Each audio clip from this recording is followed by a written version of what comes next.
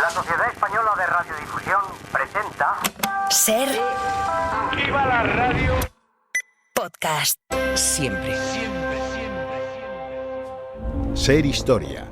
Cadena Ser. Con Nacho Ares. Esto no me gusta. No me gusta ni un pelo. ¿Dónde estamos? ¿En un cementerio? Esto no es un cementerio.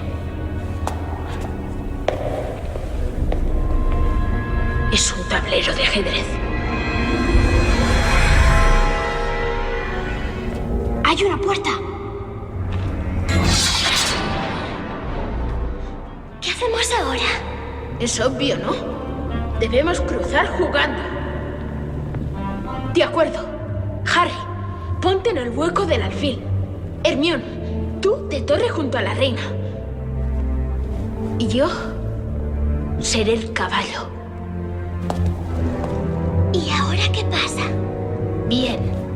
Blancas mueven primero. Y después sigue el juego.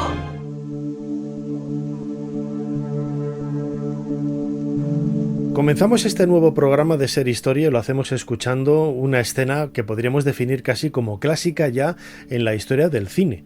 Pertenece a la película La Piedra Filosofal de Harry Potter, esa saga de Harry Potter, la primera entrega, en donde al final de la película aparece esa partida de ajedrez con figuras gigantes. El ajedrez es uno de los juegos más enigmáticos y misteriosos cuya historia, por ejemplo, hunde sus raíces en la noche de los tiempos. No sabemos realmente cuál es el origen, no sabemos realmente dónde nace, no sabemos realmente qué es lo que trasciende a su alrededor, aunque bueno, hay algunas ideas, hay algunos elementos que nos pueden sugerir posibilidades al respecto, pero esto lo encontramos no solamente con el ajedrez, sino también con otros juegos de mesa, en donde sí que es seguro, absolutamente seguro, que en sus inicios tenía un significado simbólico, trascendental, mágico, nada que ver con el entretenimiento que hoy buscamos, ¿no? con estos juegos, sino que toda esa trascendencia se ha perdido y ha llegado hasta nosotros, bueno, pues en juegos de estrategia, más o menos para explorar, ¿no? los límites de nuestra imaginación y de nuestro cerebro, pero hay mucho más allá detrás de estos juegos, no solamente el ajedrez, el parchís, la oca, etcétera. A todos ellos vamos a dedicar este cronovisor de Ser Historia junto con Jesús Callejo en la primera parte de nuestro programa, pero como siempre será solo uno de los contenidos, de los muchos contenidos que vamos a tratar y con los que intentaremos hacer un poquito más de historia.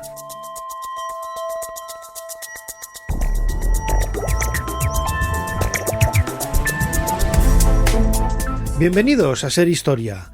El ajedrez, el parchís, el juego de la oca son, pues entretenimientos, juegos de tablero que seguimos utilizando en la actualidad, algunos más sofisticados, quizás para personas más inteligentes, más sabias, con una mentalidad de estratega más desarrollada, pero ¿qué hay detrás del origen de todos estos juegos? Os va a sorprender cuando os contemos la realidad que hay y que nos defienden y que nos presentan las pruebas arqueológicas e históricas. Vamos a hablar de ese intento de asesinato que sufrió Adolf Hitler en el año 1939 y que no le pilló un atentado por apenas 10 minutos, ¿no? Cuando salía de una cervecería. Una historia realmente rocambolesca. Hablaremos de los paralelos entre Goya y Beethoven. No se conocieron, no tuvieron nada, no voy a decir que en común, porque en común tenían muchas cosas, ¿no? Pero no había esos vínculos afectivos entre ellos a través de personas, familia, etcétera, pero las vidas de Goya y de Beethoven son absolutamente paralelas, como las describiría Plutarco. Y tendremos una nueva entrega de nuestra sección Historia de la Ciencia, Ciencia 2.0, tiene diferentes nombres. En esta ocasión hablaremos de Peled Space, esa compañía española lanzadora de cohetes que ha marcado un punto de inflexión en la historia de la astronáutica, al menos aquí en España, y estamos convencidos de que en otros lugares del mundo también. Como siempre, soy Nacho Ares y os doy de nuevo la bienvenida a Ser Historia. Comenzamos.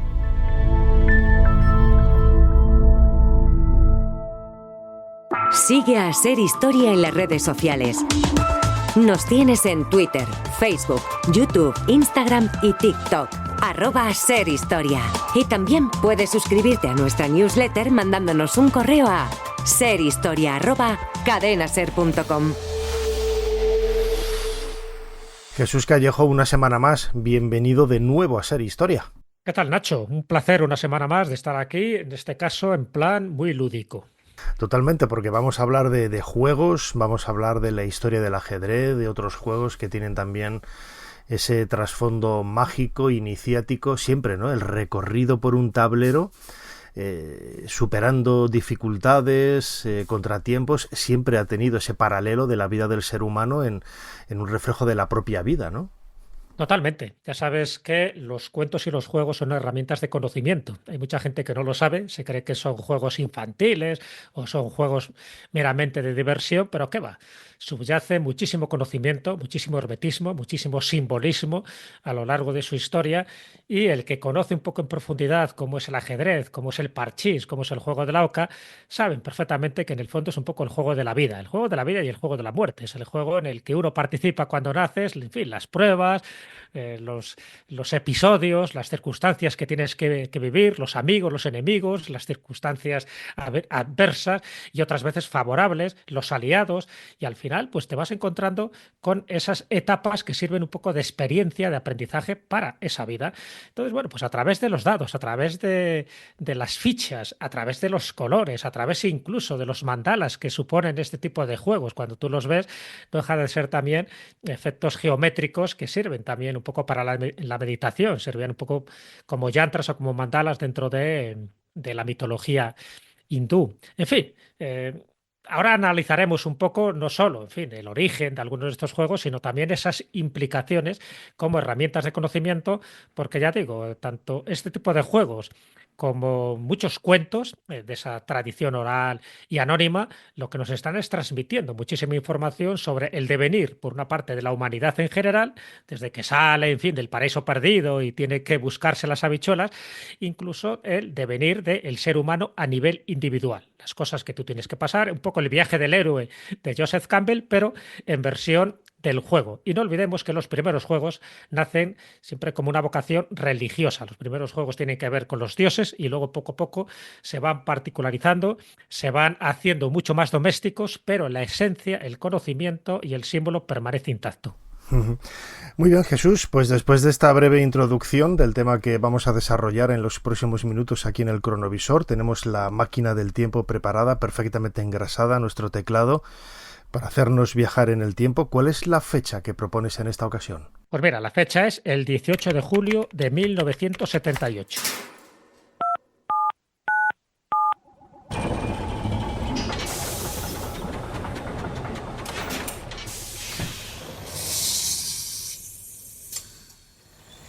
Adelante, pasen. Jesús Callejo les está esperando junto al cronovisor.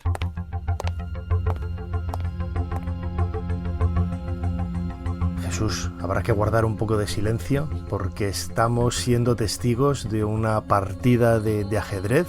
Hay mucha tensión, hay gente viendo las jugadas en los paneles. ¿Quiénes son esos dos contrincantes que estamos viendo ahí a casi 30 metros? Apenas puedo reconocerlos. Bueno, son dos soviéticos, pero no con la misma afición por su país, ¿no? De hecho, se considera la partida del siglo. Es verdad que hay varias partidas del siglo, pero bueno, hemos venido a esta en concreto. Por una parte tenemos a Anatoly Karpov, que es el más jovencillo, como ves, de 27 años. Por otra parte está Víctor Korchnoi, de 47, apodado el Terrible, también apodado el Disidente o el Traidor, porque se había ido de la URSS hacía ya un tiempo, precisamente por eso, porque no comulgaba con las doctrinas soviéticas y comunistas, y por supuesto pues a la Unión Soviética de aquel momento, estamos en el 1978, no le gustó absolutamente nada. Pero claro, y encima los dos eran los mejores jugadores en ese momento de ajedrez.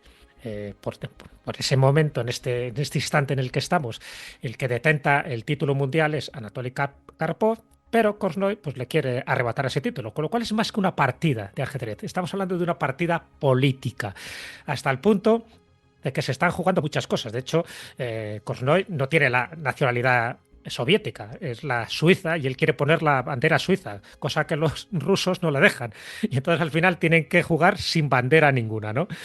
Bueno, ¿por qué hemos elegido este momento? Porque esta es el primer día de la primera partida que se va a alargar a lo largo de 3 meses. Luego te diré quién es el que gana, pero 3 meses, claro, esto no se decidía en una partida solo. Esto es un campeonato del mundo, estamos en Baguio, en Filipinas, justo en las Filipinas de un dictador, de Ferdinand Marcos, con lo cual a él también le interesaba un poco para la publicidad que le podía dar esto, ¿no? Y para quitar un poco su mala imagen. En fin, se dan todas las circunstancias para que se masque la tragedia. Y la tragedia está también teñida de elementos de magia, de parapsicología, de ciencias ocultas, porque sabes que en el mundo del ajedrez hay muchas supersticiones. Entonces, claro, tanto uno como otro pues tienen sus respectivas supersticiones. Y me explico. Por ejemplo, Karpov, a lo largo de las distintas partidas, hoy en esta misma también, pero a lo largo de los distintos días, pide que le sirvan yogures. Algo en principio inofensivo, ¿no? Pero Korchnoi dice que no, que esto lo ve como una amenaza porque podrían tener mensajes en clave dependiendo del sabor, del envoltorio o de la hora del consumo. Entonces, fuera yogures. Qué rebuscado, ¿no? Pero además estaba yo pensando, luego los futbolistas se quejan de un partido de 120 minutos con prórroga. Y ostras, aquí tres meses dándole aquí a la cabeza, eso tiene que ser agotador y supone un desgaste físico e intelectual enorme. Claro, pero mucho más con la polémica que ya venía añadida, mucho más con las intrigas políticas, mucho más con los escándalos, con las supersticiones y con las conspiraciones, porque aquí hay de todo, evidentemente. Bueno, ¿qué ocurre? Pues que como no le dejan con los yogures, lo que hace Karpov es que contrata al parapsicólogo, el doctor Zucar, un tío siniestro de la KGB, que es hipnólogo. Entonces, claro, eso Korchnoi y su equipo dice, claro, este me va a hipnotizar y me va a dejar groggy. De hecho, las primeras partidas las empieza a ganar Karpov y eso pues empieza a generar cierta inquietud. ¿Qué hace Korchnoi? Dice, bueno, pues si está encontrado a un parapsicólogo, yo me traigo a 2 miembros de una secta, que por entonces era Ananda Marga, y se lleva a Didi y a Dada. Suena chiste, pero es que es verdad. Suena estribillo de canción, un estribillo de canción de Eurovisión. Suena. Didi, Dada. De este grupo secreto, esotérico, hermético, Ananda Marga, pero que además estaban buscados por la policía por homicidio, lo cual duraron muy poco, y los efectos psicológicos e hipnóticos para contrarrestar al doctor Zucar pues no sirvieron de mucho. Entonces, te lo digo un poco para que vean todos nuestros oyentes el ambiente tan espesillo que se movía allí. No solo era una partida de ajedrez, es que el que ganara ahí era un poco la reivindicación. Si ganaba Karpov, pues mira, los soviéticos seguimos siendo los números unos y los más listos y somos capaces de derrotar a los disidentes y a los traidores. Y si ganaba Korchnoi, decir, ajá, os he ganado. Yo tengo también la posibilidad, porque también se habían hecho una serie de pactos. Si gana, pues liberas a la familia, porque también habían metido en la cárcel a la familia de Korchnoi. Así se la gastaban los soviéticos en ese momento. Bueno, conclusión, para ir terminando con esta fecha, pero para que veamos que muchas veces las partidas de ajedrez es mucho más que una partida de ajedrez, porque se están jugando el honor, pero no solo el honor individual, sino el honor de una nación. Al final acaba ganando Karpov, una vez más. Luego se reivindica un poco esta partida en el próximo año, donde los triunfos se dividen y se reparten. Pero en este caso es Karpov el que se pone un poco la medalla y al final, pues todo este mare magnum, toda esta especie de episodio de tragicomedia, pues generó te puedes imaginar, muchísimos titulares periodísticos, incluso novelas, incluso también documentales, porque lo que se celebró en Baguio, según muchos, no solo fue la partida del siglo, sino que fue la partida de la conspiración, donde el ajedrez, precisamente una especie de campo de guerra incruento, también tuvo muchísima importancia mental, pero también conspiranoica. Es una historia increíble, ¿no? Que rodea al momento de uno de los juegos. Claro, yo recuerdo, ¿no? Cuando era pequeño en el libro Guinness, ¿no? Aparecía récords de partidas de ajedrez y tal. ¿Y eso cómo se consideraba? Deporte, entretenimiento, espectáculo, igual que los toros, ¿no? Aparecían récords de algunas cosas de toros, y eso que es un deporte, un entretenimiento. La pesca. La pesca está considerada un deporte. Claro, o sea, ahí hay cosas que no sabes dónde encasillar, ¿no? Porque los seres humanos siempre tendemos a encasillar absolutamente todo, ¿no? Pero en el caso de los juegos de mesa, lo decíamos ahora, ¿no? El ajedrez quizás es el pionero en muchas cosas. Si te parece, Jesús, vamos, antes de empezar a adentrarnos, ¿no?, en la historia del ajedrez, vamos a escuchar un fragmento de una entrevista que hicimos hace varias temporadas al periodista José Antonio Garzón. Él es un entusiasta y experto en la historia del ajedrez, y esto es lo que nos contaba brevemente sobre los orígenes de este misterioso juego de tablero. Bueno, voy a intentar aclarar este tema no tenemos muy claro todavía si el ajedrez antiguo, luego veremos por qué le llamo antiguo, surgió en la India o en Persia. Todavía hay discrepancia, pero sí que sabemos que debió ser sobre el siglo VI de nuestra era. En esta cuestión hay que partir de un presupuesto básico. ¿A qué llamamos ajedrez? ¿Cuál es el requisito previo? Bueno, o sea, un juego de tablero no es ajedrez. Entonces, ¿cuál es el requisito previo para que un juego se pueda llamar ajedrez? Y esto sí que se reúne en los antiguos juegos que nos han traído desde la India o Persia, y sobre todo sí que vamos a ver estos requisitos en el periodo dorado del ajedrez árabe. Es decir, un juego que se disputa en un tablero de 64 casillas, con 16 piezas por bando, 8 peones y 8 piezas mayores, cuyo movimiento sí que va a cambiar a lo largo de los siglos. Esto es importante consignarlo. Se sabe que el ajedrez árabe penetró en Europa a través de la península ibérica. De hecho, las primeras noticias son del primer tercio del siglo IX. Hay varias fuentes, pero bueno, se sabe que hay alguna noticia incluso de un músico que venía de Bagdad, Siria, que en un documento se habla del ajedrez. Esto fue un trabajo en su momento investigó Ricardo Calvo. También un arabista, Félix Pareja, hablaba también de que había noticias en el primer tercio del siglo IX en la península ibérica. Y luego ya sí que vamos a ver en lo que es en España, sobre todo por el Pirineo, un siglo más tarde, sobre el año finales del siglo XI también, en testamentos vamos a encontrar alusiones al ajedrez, pero en este caso como juegos valiosos por su valor material en donaciones regias, en inventarios de fallecidos por toda la zona de Urgel y del Pirineo. El libro de Alfonso X el Sabio en realidad es una enciclopedia de los juegos. Lo que pasa es que en la cual el rey de los juegos es sin ninguna duda el ajedrez. Ahí hay 103 llamados juegos de partidos, lo que hoy llamaríamos problemas o composiciones, y es el punto de partida de la bibliografía casi mundial, pero sobre todo española, de ajedrez, porque es un tratado, digamos, aparte es un tratado bellísimo desde el punto de vista codicológico, por las miniaturas, es casi también una obra cumbre de la literatura española antigua en castellano, ¿no? Sí que es un tratado muy importante, y de hecho en el libro que publicamos nosotros en 2012 con José Dalió y Miquel Artigas, Nevea, nuevo ensayo de bibliografía española de ajedrez, se principia precisamente con el estudio del Códice Alfonsí.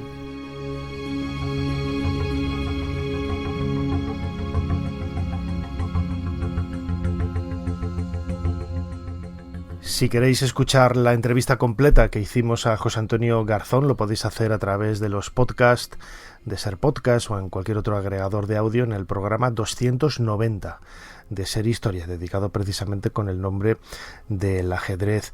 Jesús Callejo, crononauta, como sucede con muchos juegos, luego yo también meteré la baza, ¿no?, con el Senet, el juego de la serpiente, que son mis juegos favoritos egipcios de la época de los faraones, pero el origen del ajedrez hunde sus raíces en la nebulosa, en la niebla y en el misterio del tiempo, ¿no? No se sabe cómo aparece realmente. José Antonio decía que si la India, que si Persia, bueno, pues está un poco ahí en una nebulosa bastante grande, ¿no? Sí, a día de hoy sigue siendo un misterio. Es verdad que todo apunta a Oriente, ¿de acuerdo? Parece que fue inventado en Asia, y dentro de Asia, pues posiblemente en la India, además no con ese nombre, no con el ajedrez, sino con chaturanga, que también tiene nombre de baile, y el chaturanga desde ahí se extiende hacia a China. Otros dicen que posiblemente el origen sea la China, no la India, pero bueno, se iría a China, iría a Rusia, a Persia, de Persia a los árabes. Cuando los árabes conquistan Persia, pues ya sabes que los árabes luego lo introducen en Europa, y en Europa es donde se establecen ya las reglas más o menos oficiales, donde empiezan a haber los primeros campeonatos y los primeros campeones del mundo. Y es verdad que a través de los árabes la península ibérica, en concreto España, tiene muchísimo protagonismo con el mundo del ajedrez, porque los primeros tratados se hacen aquí, precisamente. Nos tenemos que remitir a Alfonso X el Sabio, que sabes que en el siglo XIII es cuando publica el primer libro sobre ajedrez, el más antiguo está considerado, ¿no? Se titulaba Juegos diversos de ajedrez, dados y tablas con sus explicaciones. Y es un referente, está claro que no es el ajedrez que ahora jugamos. Si nos vamos un poco más allá en el tiempo, en el siglo XV, en 1495, un valenciano, Francesc Vicent, publica el primer tratado sobre ajedrez moderno del mundo.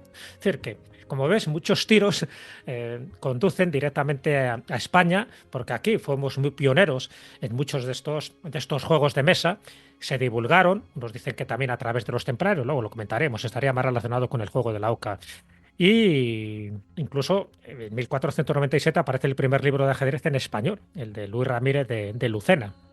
Y en 1560 se considera el primer campeón de ajedrez oficioso, evidentemente no oficial, el campeón del mundo del ajedrez, a Ruy López de Segura, también otro españolito. Es decir, que cuento un poco esto para que es verdad que el origen viene de Oriente, pero es en Occidente donde se establecen las reglas actuales, donde aparecen las 6 piezas, los 6 tipos de piezas, como es el rey, como la reina, los alfiles, los caballos, las torres y los peones, y cada uno jugando un determinado rol. Porque, y esto si quieres entramos un poco en el simbolismo, ¿no? Porque bueno, la historia del ajedrez, cualquiera la puede visitar, la puede consultar. Pero el simbolismo para mí es muy importante, porque el que sabe jugar al ajedrez sabe que es más que un juego. Es un juego de la vida, es un juego de la muerte, es un juego sagrado, es un juego muy de ritual. Y hay una especie de cosmogonía, ¿no? Porque en el fondo son 2 jugadores que se están enfrentando cara a cara en una especie de batalla incruenta, donde hay 64 casillas blancas y negras. Acuérdate un poco de las logias masónicas, el ajedrezado que tienen, en el suelo es blanco y negro. En los salones. Entonces es muy llamativo, no es casual todo esto, ¿no? De hecho, hay una película, perdona, es que yo soy muy poco cinéfilo, ¿no? Pero creo que es Los 5 jinetes del apocalipsis, creo que es la película donde sale. Hay una partida de ajedrez con el destino, ¿no? Con la muerte o algo así, ¿no? O sea, eso es. Sí. De hecho, para René Guénon, que sabes que es uno de los grandes tratadistas del mundo esotérico moderno, decía que el blanco simboliza lo manifestado, es decir, simboliza la materia, la tierra, y el negro sería lo no manifestado, ¿no? Sería el cielo. Como ves, ya el propio tablero ya es una especie de eso, de cosmovisión, de donde se tienen que enfrentar 2 personas que tienen que utilizar su ingenio, su estrategia, sus tácticas, sus métodos. Es decir, ahí no vale el azar, no es un juego exclusivamente del azar, ¿no? Aquí tienes que saber muy bien cómo te juegas esas habichuelas y, por supuesto, el honor y a veces el dinero, ¿no?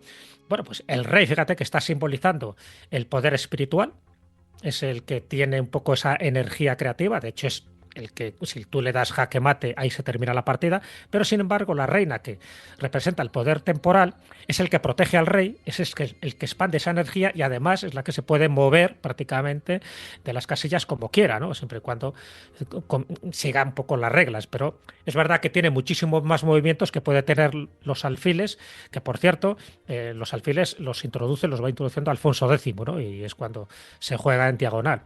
Los 2 caballos, que estarían representando un poco la caballería, las 2 torres, que serían los carros de guerra, los peones, que sería la tropa ligera. En fin, es un campo de batalla lo que se está produciendo ahí. Y lo mismo que pasa en la vida real, cuando 2 ejércitos se enfrentan, hay veces que el ejército inferior gana al superior, pero le gana no por la fuerza, sino que le gana por la astucia y por la estrategia. Pues aquí ocurre algo parecido. Entonces se va jugando un poco con todo el simbolismo que te acabo de comentar, con toda la lógica, con toda la filosofía.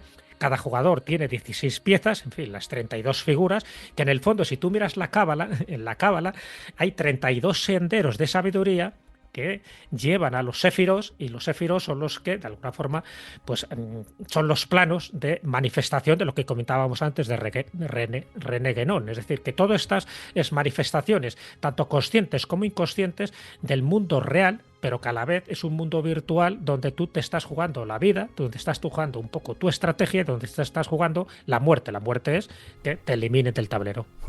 Antes decía, ¿no?, ese paralelo que hay, por ejemplo, con el Senet. El Senet es Es un juego de origen faraónico, que aparecen muchas representaciones en tumbas, sobre todo han llegado tableros hasta nosotros.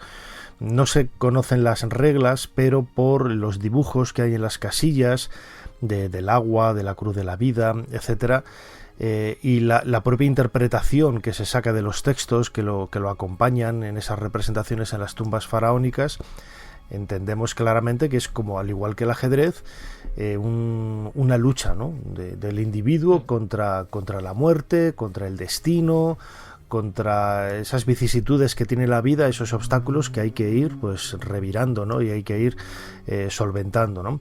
Y esto es, yo creo que algo que influye no solamente en el ajedrez, sino en otros juegos, ¿no? Antes, claro, hablabas según estabas diciendo, la importancia que tuvo ya en la Edad Media el ajedrez en la historia de España, claro, tiene su lógica, ¿no? Porque los árabes llegan aquí en el 711 y seguramente serían ellos los que trajeron el ajedrez, o por lo menos, si no estaba aquí ya de antes, trajeron a lo mejor otras ideas y otros apliques que se podían, bueno, pues adaptar, ¿no?, a ese juego.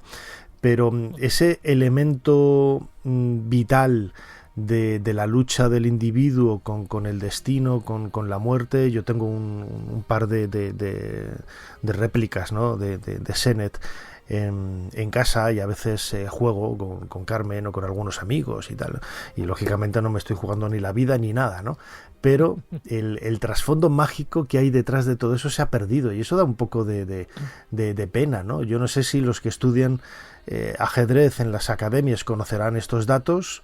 Me temo que en ocasiones no, porque irán más a la estrategia, a la astucia, aunque bueno, siempre el jugador tiene la tendencia a intentar conocer, ¿no?, cuál es el origen de este tipo de actividades, pero a mí me parece algo realmente maravilloso.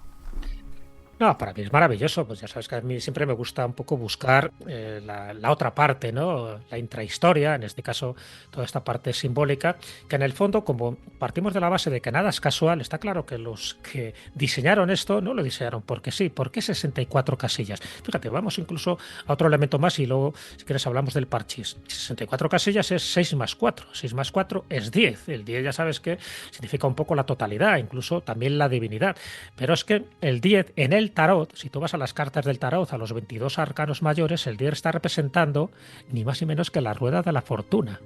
Es decir, en el fondo, lo que te estás jugando ahí también es esa rueda del samsara, la rueda de la vida, la rueda un poco del mundo budista, ¿no?, donde ya sabes que se representa también a través de esa rueda, de ese devenir de los acontecimientos. Bueno, pues es lo que está ocurriendo también con el ajedrez. Según qué apertura hagas, según cómo juegues con tus alfiles, según, en fin, en los momentos en que tú comas o no comas una pieza, al final lo que tienes es que abordar el castillo, intentar cargarte al rey, ¿no?, y sabiendo que la pieza más importante no es el rey, sino muchas veces es la reina. En fin, es todo un juego, ya te digo, de estrategia y de filosofía. Pero ¿por qué lo relaciono con el parchís? Ahora verás también porque tiene mucho que ver con la numerología y tiene también mucho que ver con el símbolo. Como decía antes, la historia del ajedrez se puede dividir en diversas etapas. La página más hermosa de la historia del ajedrez acaece en Valencia, en esta ciudad, sobre 1475, y es la creación de la dama o reina. Es decir, los árabes tenían una pieza muy débil que se llamaba Firzan, Fers, y que aquí en texto, por ejemplo, Alfonso de le llama Alferza. Es una pieza que incluso en origen es masculina, y es una pieza muy débil, su movimiento es misérrimo, apenas puede dar un movimiento en diagonal. De hecho, en textos antiguos se compara su fuerza con un peón. Incluso su destino está vinculado al del peón, porque ahora en ese ajedrez los peones promocionan al Alferza. Lo digo porque tengamos esto presente, lo diferente que es ese ajedrez al actual. Otra pieza que también tenía un movimiento distinto es el alfil, que tenía un movimiento en salto, como el del caballo, pero en diagonal. Es decir, saltaba 2 casillas, dejando una casilla intermedia. Y podía saltar incluso aunque esa casilla estuviera ocupada. Recuerda un poco a la captura en el juego de damas, para que nos hagamos una idea. Por lo tanto, las únicas 2 piezas que han mantenido su movimiento universal a lo largo de los siglos son la torre y el caballo, porque el mismo rey, veremos que tiene la particularidad de enroque, que esto no estaba al principio, ¿no? También los peones, aparte del tema de la coronación, inicialmente solo movían un pasito, no 2 pasos como en la primera que se hace ahora. Pero tomando la pregunta que planteabas, es en Valencia donde se encuentra el primer testimonio escrito de la gran revolución del ajedrez en el poema Escàs de Amor, que en mi investigación hemos datado, y hay un consenso con esa datación, sobre 1475, obra de 3 grandes poetas valencianos del siglo de oro de las letras valencianas, Fenollar, Viñoles y Castelví, y en esta misma ciudad, 20 años después, se edita el primer tratado técnico de ajedrez, el Llibre del Jocs partir del Escacs, Valencia 1495, obra de un autor segorvino de nombre Francesc Vicent. De este libro, aunque hoy sabemos su contenido, debido a sesudas y complejas investigaciones, aparentemente no hay ningún ejemplar conocido o inventariado en biblioteca alguna, pero nosotros desde hace ya muchos años seguimos la pista de un ejemplar que creemos que en estos momentos se encuentra en Estados Unidos.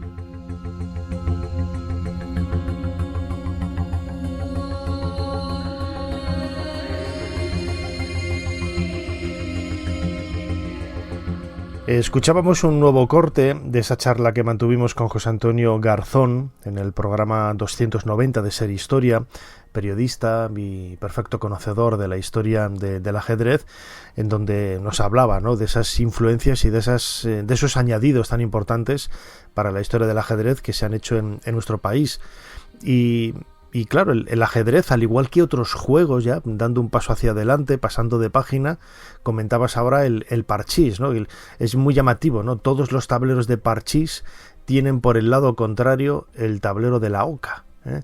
Yo no sé si será casual o no, pero es muy llamativo, ¿no? Porque los dos juegos también tienen esa relación también de un viaje iniciático, mucho más el juego de la oca, por lo que vamos a ver luego, pero el parchís también tiene sus intríngulis.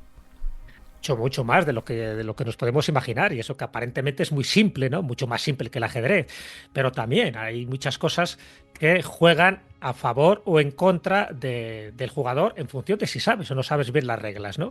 En fin, como bien sabes que es un juego de mesa, popular, en fin, divertido. Necesitamos un tablero, un cubilete, en fin, unas fichas y un dado, ¿no? 4 personas, hay que jugar 4, aquí no es como el ajedrez.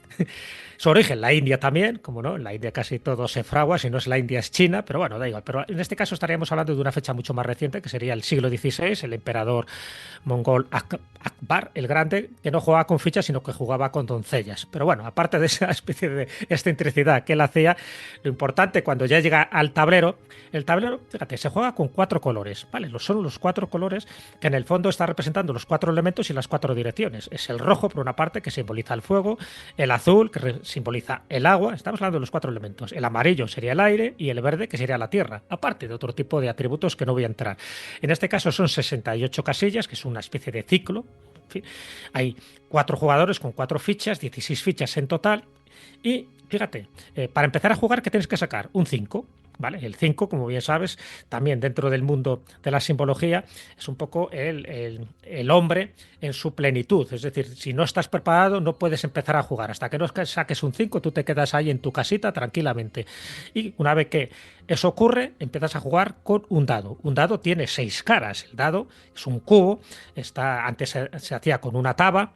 Está representando un poco el azar, es un poco ese mundo del azar, de las circunstancias que tú muchas veces no puedes prever, ¿no? Te puede salir un 5, te puede salir un 6, un 1, no calculas, pero da igual. De hecho, fíjate, en un dado, las 2 caras opuestas suman 7, ¿no? Está un poco representando dentro del mundo masónico también la piedra cúbica, el azar, el destino, en fin. Hay muchísimas cosas que se podría decir solo del dado. El objetivo, que es trasladar las 4 fichas de salida hasta la llegada, es decir, a la casa, a la meta. Pero si tú miras el tablero, te lo miras desde arriba, tú ves que es un mandala, es decir, que es un cuadrado con un círculo.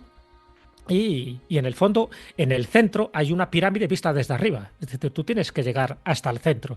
Y además, tienes que introducir los 4 elementos, lo terrenal y lo material, en la cúspide de la pirámide, que significa lo espiritual, que significa lo sublime, ¿no? Y además, no lo puedes introducir de cualquier manera. Tienes que introducirlo con la tirada exacta del dado. Es decir, que si no, tú tienes que repetir otra vez la tirada hasta que llegues con el número exacto a entrar a la pirámide, al centro, es decir, a la iniciación. Pero ¿qué ocurre si sacas 3 veces 6? 6, 6, 6. el número de la bestia, para casa. Para es decir, casa, no estás sí. preparado, tu iniciación no se ha producido.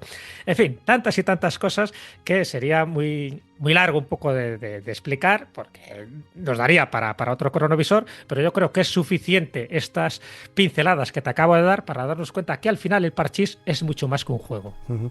Hablabas de esos elementos de la naturaleza, ¿no? La tierra, el aire, el agua y el fuego.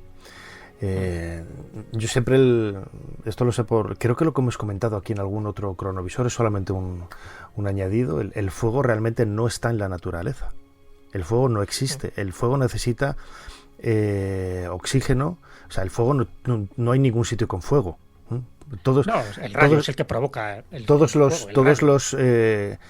los fuegos son provocados, ¿eh? Cuando se dice en la tele un fuego provocado, no, una cosa es intencionado y otra cosa es provocado. Sí. El fuego no existe si tú no lo provocas, es una reacción entre comillas química física, ¿no?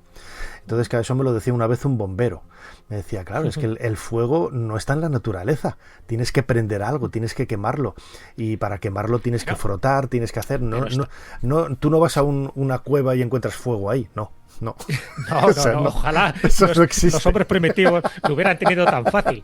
Ojalá que los hombres primitivos ven que se producen fuegos accidentales por la caída de un rayo y a partir de ahí es cuando se les enciende un poco la bombilla y dice, a ver, ¿cómo puedo conseguir yo fuego sin esperar a que haya una tormenta y que me fulmine el rayo? Sí, efectivamente el juego, bueno, de hecho En busca del fuego, sabes que es una de las películas para mí favoritas de Yayaka Ano, donde precisamente se busca eso, ¿no? El fuego, porque el fuego ya te da esa distinción, ese poder, a diferencia de otras tribus donde no tienen el fuego. Pero no solo ya como defensa, sino también para los alimentos. En fin, el fuego supone un antes y un después, igual que el que descubre la rueda. Son los clásicos inventos que te cambian el chip. Desde luego. Pero pasando de página, tenemos apenas 2-3 minutos. Jesús Callejo, crononauta, no quería abandonar este cronovisor sin hablar del juego de la oca, que es el reverso de ese tablero del Parchís, que en realidad no tiene ningún tipo de conexión, porque la oca parece que es un poco más antiguo, ¿no? que el Parchís, pero sí que es una evidencia muy clara de ese viaje iniciático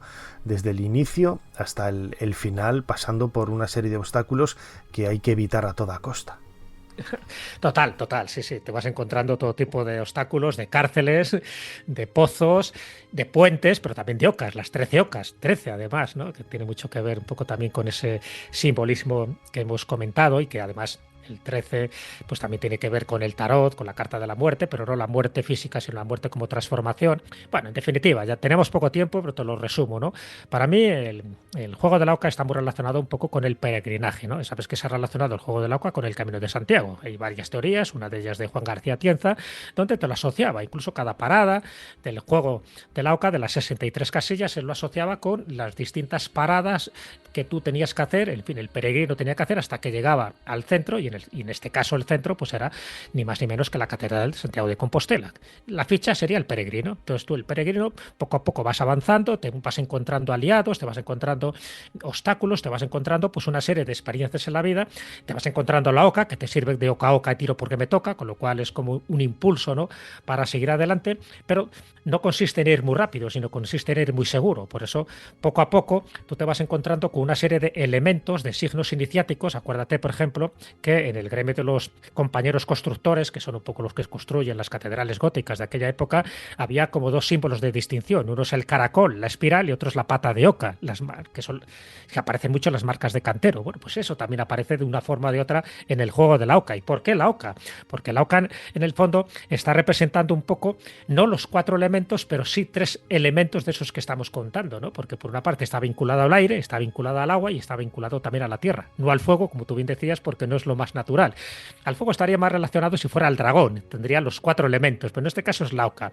Pero la oca tiene también mucho que ver como ese elemento de reconocimiento de los maestros constructores, que es la pata de oca. Eso lo veremos mucho en marcas de cantero, y tenía mucho que ver también con elementos muy asociados a la construcción, pero a la construcción no solo de edificios, sino a la construcción del ser humano. Es decir, cómo a poco, a medida que tú vas avanzando casilla tras casilla, te vas mejorando, vas conociendo, vas aprendiendo, ¿no?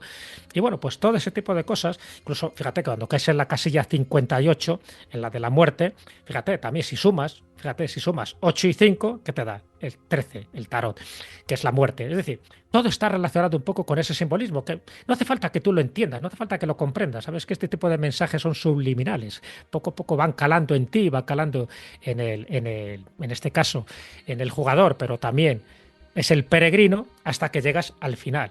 Y la ruta se completa cuando estás preparado, porque lo mismo, como también es un juego donde hay aparentemente está al azar, que es el dado, pues al final si sacas 3 6, pues mala suerte, es un poco como no estás preparado. Algunos dirían, esto es la reencarnación, tienes que volver a encarnar. Bueno, da igual, tú utiliza las claves teológicas que te dé la gana, pero en definitiva, cuando hablamos de la Oca, estamos hablando de un juego muchísimo más avanzado, muchísimo más iniciático y muchísimo más profundo de lo que nos podemos imaginar. Yo creo que con estas pequeñas pinceladas en esta media hora de cronovisor, tanto el ajedrez como el parchís, como el senet y como el juego de la Oca, a lo mejor ya el que empiece a jugar a él lo ve con otros ojos. Los juegos de tablero siempre han tenido esa parte de entretenimiento que nadie puede evitar, ¿no?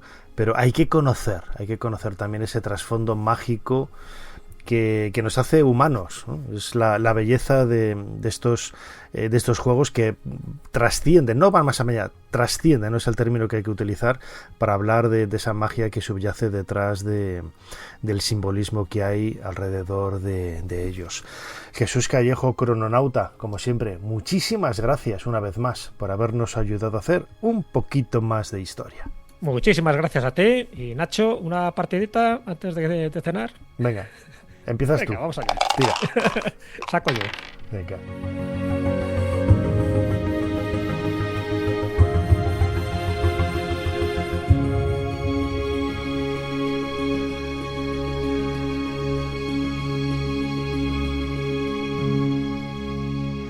Señor Dumas, aquí el joven del que le hablé, Julio Verne. Le presento a Alejandro Dumas. Alejandro Dumas, hijo. Un placer conocerle, señor Verne. Igualmente, caballero. ¿Sabe dónde podemos encontrar a su padre? Le hemos traído un manuscrito. No creo que tarde mucho. Ser Historia con Nacho Ares. Todo lo que quisiste saber de la historia, la madrugada del sábado al domingo, en la cadena SER. El 29 de julio de 1921, Adolf Hitler asume el liderazgo del Partido Nacional Socialista Obrero Alemán. Tras varios procesos electorales democráticos y un fallido golpe de Estado, el Tercer Reich se alza como una estremecedora realidad. Unsere Wagen und Motorräder sind nicht nur die schnellsten, sondern wir können mit Stolz sagen, auch mit die besten der Welt. En enero de 1919, Anton Drexler y Karl Harrer fundan en Múnich el Partido Alemán de los Trabajadores. Para controlar las actividades del partido, el Servicio de Inteligencia del Ejército Alemán envía al cabo Adolf Hitler a uno de sus mítines. Cuando uno de los asistentes planteó que Baviera debía separarse, el joven soldado saltó encolerizado para rebatir los argumentos del ponente. Su oratoria cautivadora le otorgó una invitación a adherirse al naciente grupo político.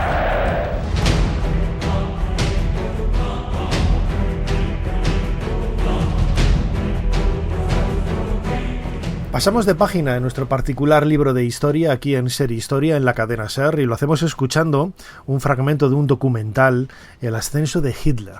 Adolf Hitler llega a la política en un momento en el que Europa pues estaba viviendo quizás una de las etapas más difíciles, un valle, ¿no? Una caída en picado, también por la situación que se había provocado después de la Primera Guerra Mundial, el descontento que había entre muchas potencias, tanto ganadoras como perdedoras de aquella contienda, y que es lo que en definitiva a la larga pues desarrollará pocas décadas después, ya con el ascenso de Hitler en el poder, la llegada de la Segunda Guerra Mundial, ¿no?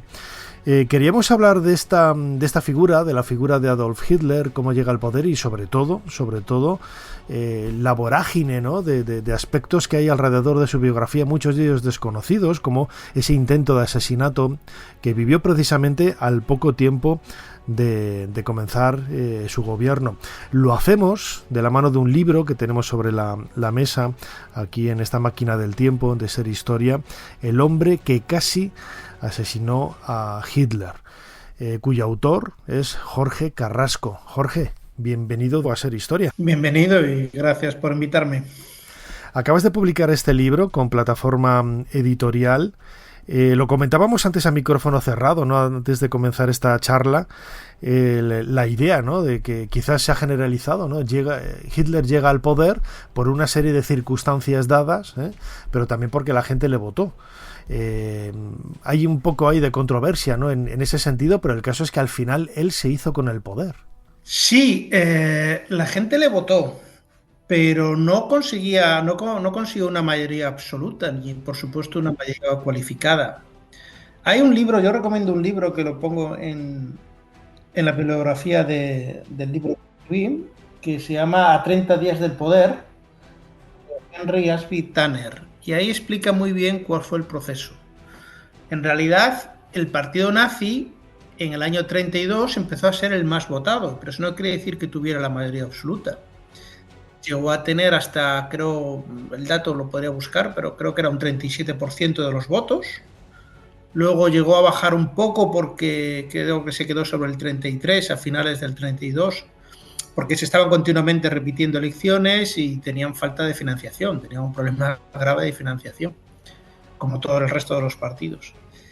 Y cuando fue nombrado canciller en 1933, en enero, a finales de enero, fue el resultado de un gobierno de coalición.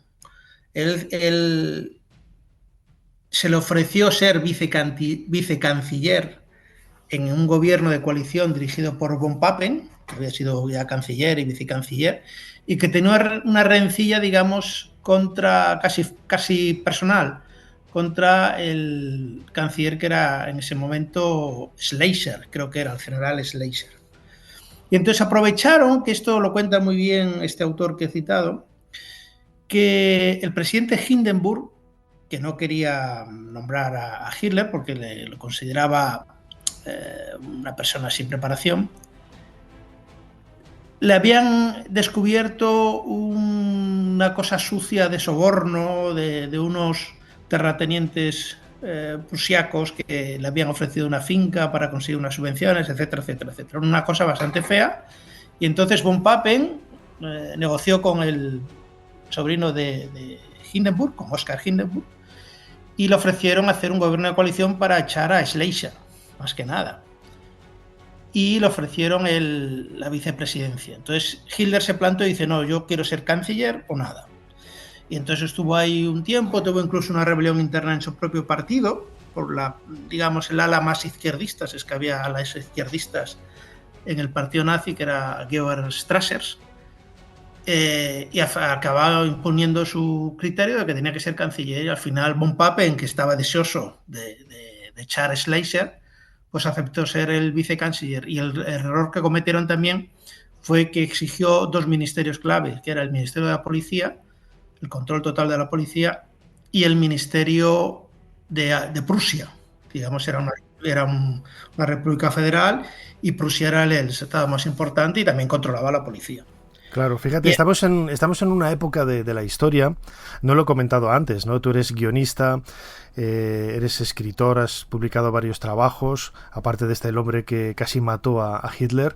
Es una época, desde el punto de vista estético, también muy visual, ¿no? Por todo lo que podemos ver en documentales de televisión, lo que refuerza también, ¿no?, ese contenido histórico que estás planteando muy bien. Ahora entraremos, ¿no?, en la historia de ese intento de asesinato, pero todo ello, ¿no?, parece encajar, ¿no?, en una época de eclosión desde el punto de vista de la imagen, porque es la primera vez, ¿no?, que podemos ver casi en directo, ¿no?, entre comillas, lo que está sucediendo antes y después de una gran contienda bélica, y también porque los protagonistas, ¿no?, como Hitler, al llegar al poder, bueno, pues son personajes con una personalidad y una forma de ser bastante extraordinaria, ¿no?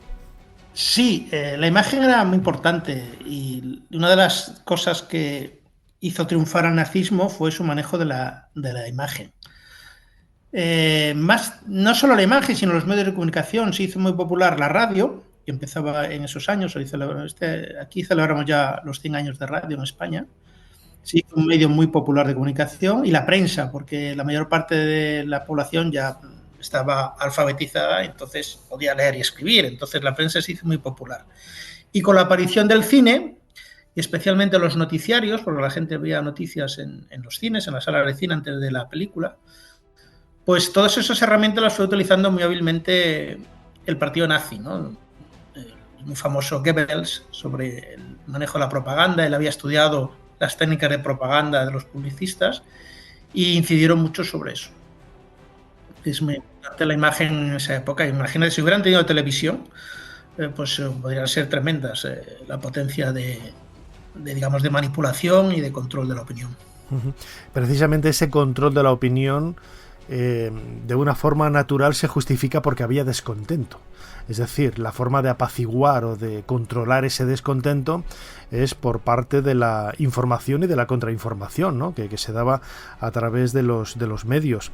Y aunque Hitler llegara pues a través de esa coalición al gobierno, el descontento debía de ser muy muy grande, ¿no? Para que aparecieran figuras como George Elser. Ahora nos contarás quién era este personaje, es un poco el protagonista de tu libro, el hombre que casi mató a Hitler, pero ese momento, ¿no?, de descontento, protagonizado en este caso con Elser, pues era patente, ¿no? De ahí la información y la manipulación de la información que se proyectaba desde el partido nazi.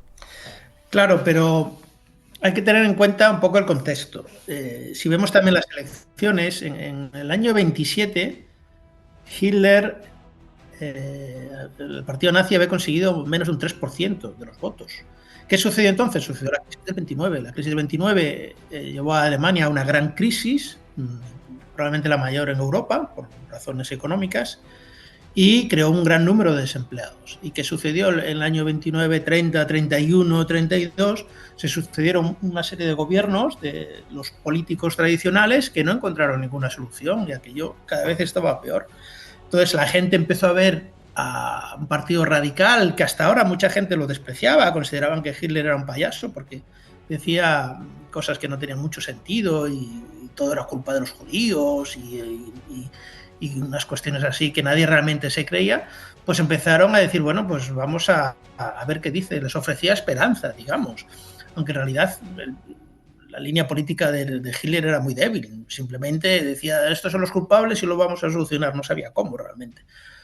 Y entonces al final fue el fracaso de los políticos tradicionales que no tenían soluciones para la crisis económica lo que hizo que el partido nazi, aparte de que fue apoyado por muchos industriales con financiación para hacer sus campañas de publicidad, pues consiguiera cada vez mayor éxito electoral.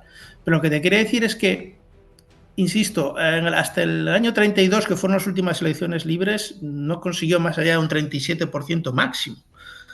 Y lo que sucedió es que nada más llegar al poder, perdón que me enrolle con este tema. No, tranquilo. Perfecto, está perfecto. Lo que hizo fue, que era su idea, convocar elecciones otra vez. ¿Y por qué convocó elecciones? Porque él quería conseguir una mayoría no solo absoluta, sino relativa, ¿no? Necesitaba, creo que eran 3/5 partes del Parlamento para lograr aprobar lo que se llamaba una ley habilitante que le daba al presidente del gobierno, al canciller alemán, poderes dictatoriales durante 6 meses, que estaba previsto en la Constitución de la República de Weimar. Entonces él lo que hizo fue convocar elecciones, nada más conseguir el poder. ¿Qué sucedió? En primer lugar, utilizó a la policía al lado de las milicias de las SA, con lo cual empezó a intimidar a sus rivales, especialmente a socialdemócratas y a comunistas. Les reventaba los mítines, no les dejaba hacer su publicidad, controlaba la prensa, o sea, usó el poder del Estado para afianzarse. Luego sucedió el extraño caso del incendio del Reichstag, que parece ser que fue provocado por un personaje de ideas anarquistas que no tenía una vinculación clara. Ellos acusaron al Partido Comunista y directamente lo prohibieron. Con lo cual, los diputados del Partido Comunista no pudieron tomar posesión de sus actas. Y finalmente, como todavía ni siquiera tenía mayoría absoluta, porque ahí en ese control absoluto de la sociedad y falta de oposición realmente, llegó a conseguir como un 44% de los votos. No tenía la mayoría necesaria para conseguir ser nombrado dictador temporal. ¿Y qué hizo? Pues arrestó a una gran parte de los diputados de socialdemócratas y con eso consiguió un quórum, un falso quórum, y por eso se considera realmente que fue un golpe de Estado incruento que le hizo convertirse en poder gobernar, digamos, por decreto ley y sin oposición ni control parlamentario. Y en 6 meses, esto lo cuenta muy bien sus biógrafos, sobre todo Ian Kershaw, en 6 meses convirtió a Alemania prácticamente en una dictadura. 6 meses después no había partidos políticos, no había sindicatos, no había libertad de prensa, no había libertad de opinión, no había libertades civiles. Y esto fue lo que sucedió con el partido nazi. Cambió totalmente un poco la dinámica política del país, que es lo que, como decía antes, ¿no?, generó también ese descontento en muchos sectores, ¿no? Y es ahí, en ese caldo de cultivo, en donde aparece la figura de Georg Elser. ¿Quién fue este hombre? Pues este hombre es un personaje fascinante. Cada vez que hablo de él, todo el mundo se queda fascinado, como estoy yo. Yo me encontré con él por casualidad en una biografía de esta que he citado de Ian Kershaw sobre Hitler, que es una biografía muy voluminosa, dos tomos de 400 páginas cada uno, o más, no recuerdo ahora, y le dedicaba un párrafo y medio. Entonces yo decía, ¿cómo es posible? ¿Cómo es que un hombre desconocido, anónimo, solitario, decidió atentar contra Hitler y casi se lo carga, además? No solo contra Hitler, contra toda la cúpula nazi. ¿Y por qué hizo esto? ¿Y cómo actuó? Entonces, cada vez, cuanto más investigas sobre Elser, más asombro te produce. Primero porque realmente fue una persona anónima, él era de oficio carpintero. No tenía, digamos, ni titulación superior. En cambio, diseñó un aparato de relojería muy avanzado, muy sofisticado, que funcionó a la perfección. Y estuvo trabajando durante 1 año, desde que decidió tomar la decisión de atentar, hasta que explotó la bomba por su propia cuenta, por propio riesgo, sin decírselo a nadie, sin el apoyo de nadie, no pertenecía a ninguna asociación política. Y realmente todo funcionó, el plan funcionó, simplemente tuvo, digamos, mala suerte, porque Hitler salió del local justo 11 minutos antes de que explotara la bomba. Claro, estamos en ese 8 de noviembre, ¿no?, del año 1939. Elser había colocado la bomba en esa cervecería donde tenía conocimiento, ¿no?, que iba a estar Hitler y los altos mandos del partido nazi, donde iban a realizar una pequeña celebración.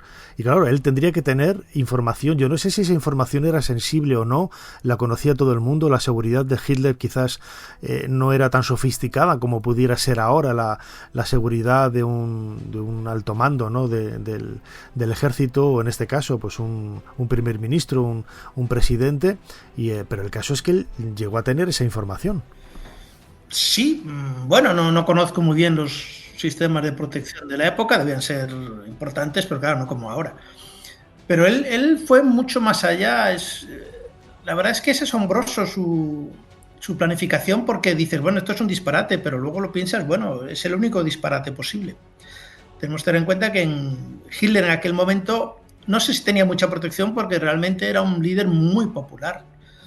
Cuando él tomó la decisión de poner una bomba, de atentar contra la cúpula del país, fue en septiembre de 1938, con la crisis de los Sudetes.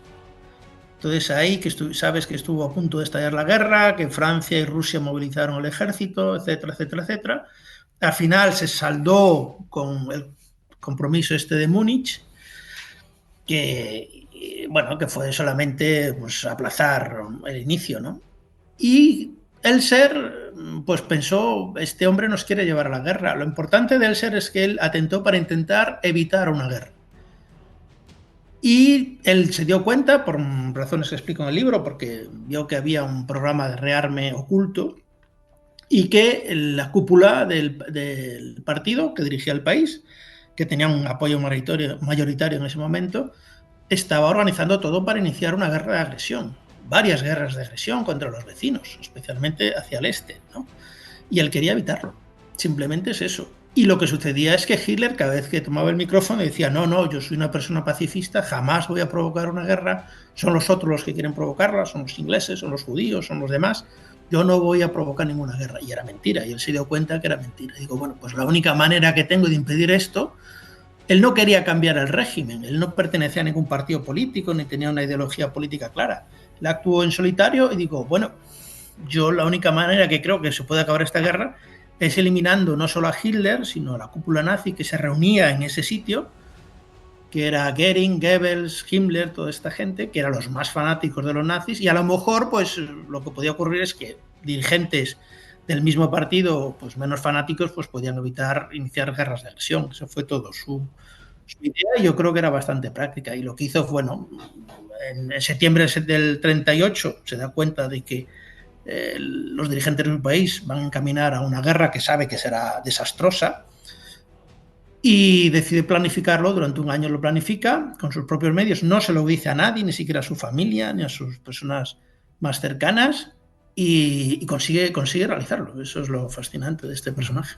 Claro, tuvo bueno, Hitler y la cúpula, ¿no? Tuvo la fortuna, la suerte de abandonar el local casi 10 minutos antes, ¿no? De cuando estalló la bomba. Imagino que la sorpresa sería grande, ¿no? Entre Hitler y sus seguidores. Yo no sé si se esperaban algo así. Si a partir de entonces, imagino que crecería la incertidumbre y el temor, ¿no? De que pudiera repetirse un atentado de estas características. Bueno, sí, la verdad es que las propias autoridades no supieron cómo reaccionar, no se esperaban esto. Evidentemente podían esperarse que alguien atentara contra Hitler, pero lo que no sospechaban es que lo hiciera una persona absolutamente anónima y sin conexiones. La policía lo primero que pensó es que podía ser obra del servicio secreto alemán, porque en ese momento ya se había iniciado la guerra, en el 8 de noviembre del 39, y creó estupor, pero es que ha creado estupor luego durante décadas, porque todo el mundo conocía este atentado, pero no se sabía nada, porque Elser también casi por casualidad fue detenido, él confesó inmediatamente, y no lo juzgaron, decidieron que lo iban a juzgar después de la guerra. Una especie de juicio de espectáculo o algo así es lo que tenían pensado. Pero también piensan que es que, claro, no querían darle voz a Elser, ni siquiera delante de un tribunal, para decir, bueno, yo es que he atentado para evitar una guerra. Mis dirigentes me querían llevar a la guerra, y efectivamente tenía razón. Entonces, durante muchas décadas no se supo nada de esto. Y fue a partir del año 69, que pasaron 25 años y se liberaron una serie de archivos, digamos, que estaban bajo la ley de secretos oficiales en Alemania, que un historiador alemán descubrió el único documento que prueba realmente la autoría, que es el interrogatorio que le hizo la Gestapo a Elser. Y aún así mucha gente todavía duda si fue realmente él, si lo actuó solo, pero yo creo que ya en los últimos 20 años ya cada día está más claro. Y en Alemania, por ejemplo, yo empecé a investigar este tema hace más de 20 años, y en Alemania todavía había dudas, pero ahora ya está muy reconocido, ya se le reconoce como un resistente nazi y está todo muy claro, ¿no? Pero realmente siempre causó estupor, no supieron qué hacer con él. Claro, porque él al final acabó sus días en un campo, ¿no? de concentración. No se le ejecutó, como bien decías antes, de forma instantánea, o ni se le juzgó esperando el final de la guerra. Pues esperaban también los alemanes que iban a vencer en la guerra al resto del mundo, y ese fue un poco, ¿no? el final en ese olvido, ¿no? de la figura de Georg Elser. Claro, porque al no ser juzgado y nunca llevar a un tribunal y no tener más información, solo ese documento del interrogatorio, que fue secreto, pues la gente no sabía. Lo único que sabía es que realmente se internó en un campo de concentración, estaba declarado como un prisionero especial del Führer, ¿eh? No era cosa baladí. Y lo que sucedió es que, bueno, tuvo una prisión más o menos atenuada, porque no le trataban excesivamente mal.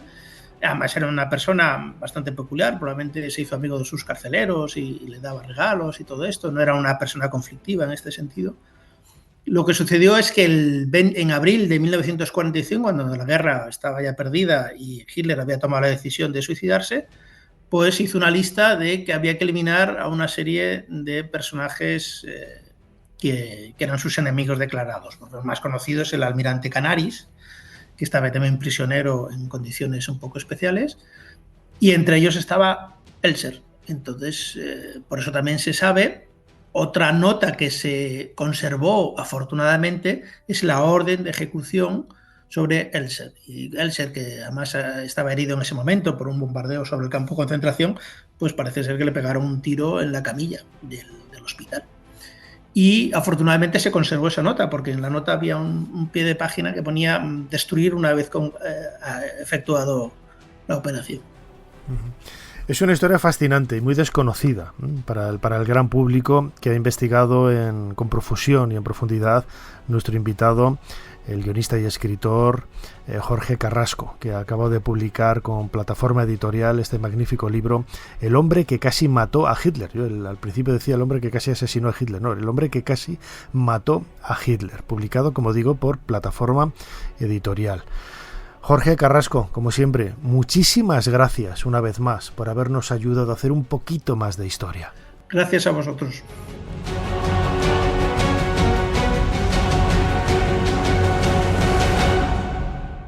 Señor Edison, un hombre con una maleta pregunta por usted. Dice que se llama Nikola Tesla. Hágale pasar. Tome asiento, por favor.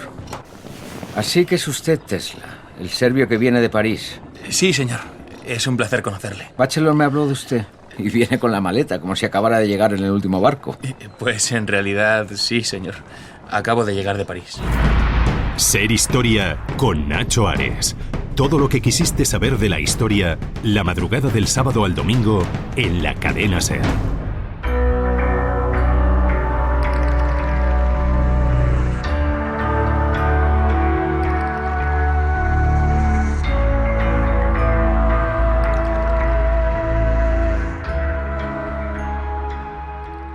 Continuamos en Ser Historia y lo hacemos abriendo esta nueva puerta a nuestra sección de Historia de la Ciencia 2.0, como digo siempre, con nuestro doctor Pablo Arias, físico. Pablo, bienvenido de nuevo a Ser Historia. Bien hallado, Nacho. Ya sabes que me hace sentir como si estuviera en mi casa. Y de alguna forma, más que en tu casa, en esta ocasión vamos a ir en un cohete, ¿no? Porque vamos a hablar de esa empresa maravillosa del EP, ¿no? Que ha marcado un poco, ¿no? la historia de nuestra investigación y en los últimos años. PLD Space es quizás el referente, ¿no? En los últimos meses y años de la investigación en España. Bien dices, no solamente eso, sino que también es la esperanza. Pues, a ver, yo es que estoy particularmente orgulloso de este proyecto. Vamos a hablar para nuestros oyentes de los cohetes Miura. Y es que, bueno, en octubre se cumplió un año del lanzamiento exitoso del cohete Miura 1. Tienen varios proyectos, vamos a hablar de ellos. Yo tuve la oportunidad de conocerlos cuando hicimos el programa de Ser Historia en Elche. A uno de los dos Raúles yo lo conocí también en Ocultura, en Zaragoza. Al otro Raúl lo conocí en Alicante, y nos enseñaron luego toda la nave gigantesca, ahora tienen dos. Estuvieron mostrándonos también los proyectos futuros de esos cohetes. Bueno, la verdad es que era como estar en la NASA, ¿no? En la NASA. Suerte. Y la verdad es que fue muy emocionante y tenemos un recuerdo muy bonito del equipo de Ser Historia cuando nos invitaron en esa visita exclusiva a las instalaciones, ¿no? De un gran trabajo. Qué suerte, Nacho, no que dejas están de haciendo, claro. Que digo que no dejas de sorprenderme. Pues sí, los dos Raúles son Raúl Torres, que junto con Raúl Verdú y José Enrique Martínez fundaron en 2011 la empresa, como has dicho, PLD Space, y con sede en Elche, que esto también tiene mucho mérito. Y bueno, pero vamos a hablar de los proyectos y después vamos con la empresa. Te voy a dar unos pocos de datos. La empresa, como hemos dicho, se llama PLD Space, y los productos desarrollados a día de hoy son el Miura 1, que es curioso, previamente se denominó a este cohete el Arión 1, y el Miura 5, que todavía no ha sido lanzado. La denominación de los vehículos Miura 1 o Miura 5, para nuestros oyentes, se debe al número de motores que lleva. El Miura 1 es un vehículo, una lanzadera, un cohete, llamémoslo como queramos, es un vehículo con un solo motor, y el Miura 5 es un pentamotor. Bueno, hay que corregir. El Miura 1 tiene un solo módulo y tiene un solo motor. El Miura 5 tiene dos módulos. Tiene un módulo de combustible y un módulo de lanzamiento. El de lanzamiento no, un módulo de colocación del satélite. Y ese lleva otro motor, entonces llevaría 6 motores. Pero el Miura 1 tiene una sola fase, como hemos dicho, y el Miura 5 tiene 2 fases.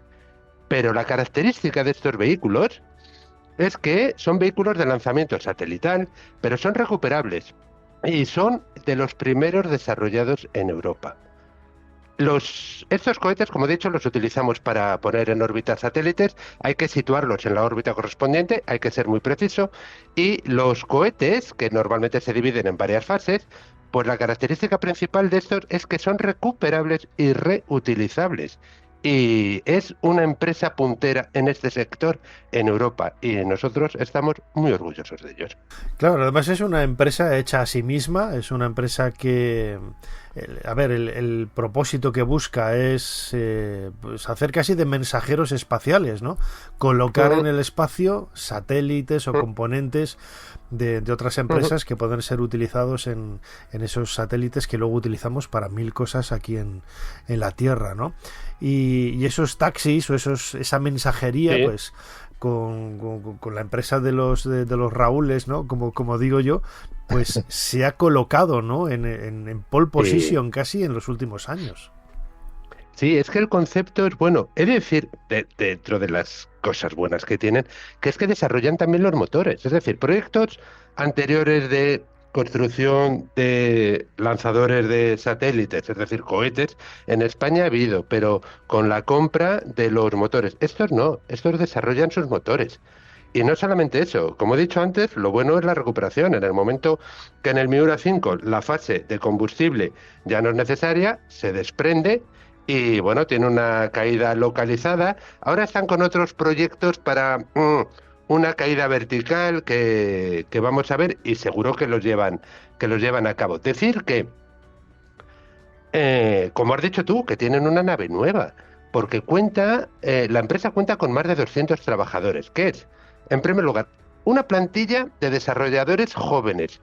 Son españoles, bueno, habrá internacionales, pero son científicos e ingenieros españoles y están demostrando al mundo entero que se puede, partiendo de la nada, hacer un producto de calidad y, bueno, que nos sitúa en la vanguardia de la ciencia y de la tecnología en el mundo.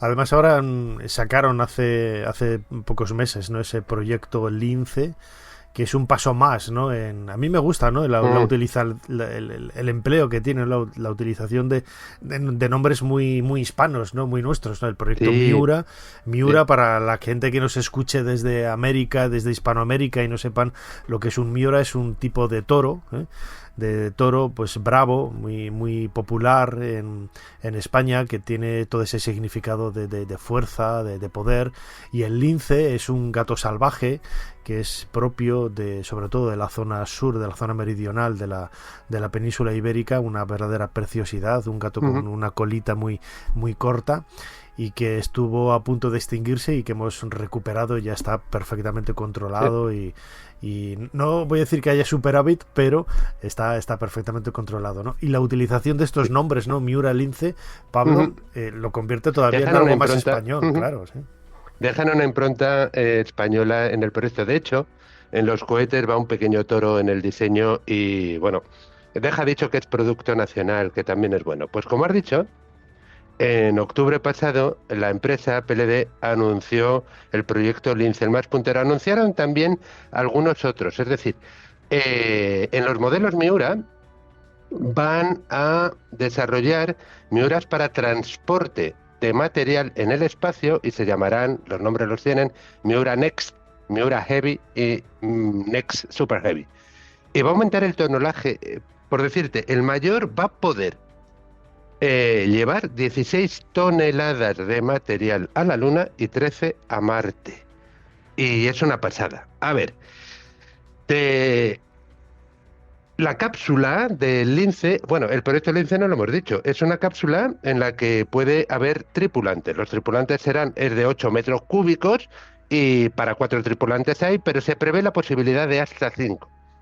Y los primeros ensayos del Lince arrancarán en 2025 y para el primer vuelo de prueba no tripulado se va a lanzar con un Miura 5 en 2028. Está previsto desde el Puerto Espacial Europeo en la Guayana Francesa. El proyecto va a constar de varias fases y, bueno, pues que deseando todos ver cómo van cumpliendo el calendario. Yo estoy a ver si lanzan... Tenían previsto el Miura 5 a finales de este año, pero creo que van a retrasarlo hasta finales del 25. Se le junta el trabajo, pero bueno, desde aquí nuestro pequeño aliento para ellos. Desde luego, tienen muchísimo mérito y ellos sí que están haciendo historia, ¿no? Historia de la ciencia, historia de España, historia de los avances tecnológicos, y esa es la razón por la que les hemos traído en esta nueva entrega de Historia y Ciencia, Historia de la Ciencia, con nuestro compañero Pablo Arias. Todo, bueno, la verdad es que tienen mucho mérito, ¿verdad que sí, Pablo? Correcto. Felicidades por el primer cumpleaños del lanzamiento del Miura 1.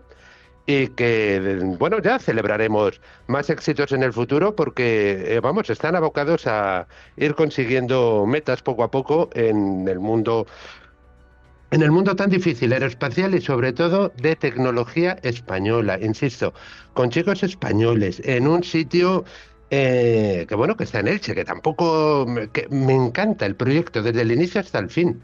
Y nada, pues bueno, nuestro pequeño aliento y nada, Este capítulo va dedicado a ellos y para darles un poquitín de ánimo para que continúen. Se lo merecen, desde luego que sí. Pablo Arias, compañero físico, doctor Pablo Arias, como siempre, muchísimas gracias una vez más por habernos ayudado a hacer un poquito más de historia. Muchas gracias de nuevo, Nacho, por ayudar a difundir la ciencia.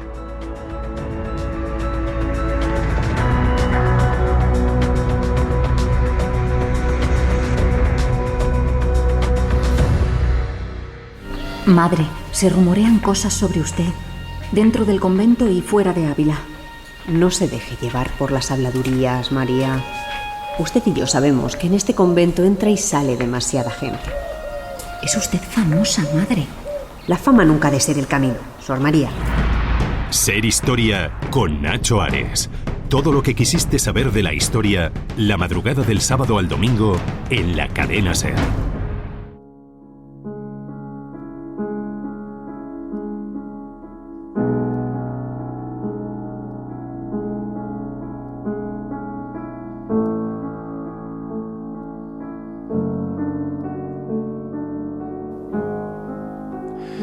Continuamos en Ser Historia, aquí en la cadena SER, y lo hacemos escuchando el inicio de ese Claro de Luna de Ludwig van Beethoven, una de las piezas pues quizás más clásicas, ¿no?, de la historia de la música.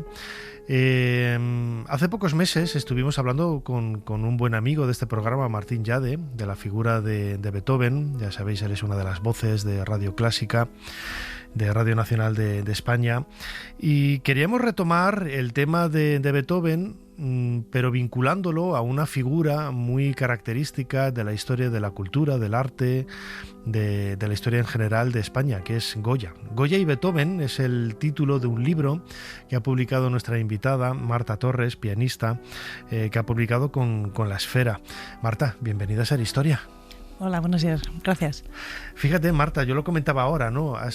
Tú trabajas también, ¿no?, con Martín Llade en Radio Clásica. Qué importante es la divulgación, ¿no?, en el mundo de la historia, y también la divulgación en el mundo de la música, no solamente escuchar música, sino contar la historia que subyace detrás de esas piezas, ¿no? Pues sí, es casi tan importante o más que la propia interpretación, en el sentido de que si los intérpretes no tenemos un público que quiera venir a escucharnos, ¿para quién tocamos? Entonces esa divulgación de la música y de la historia, yo creo que tiene una importancia capital.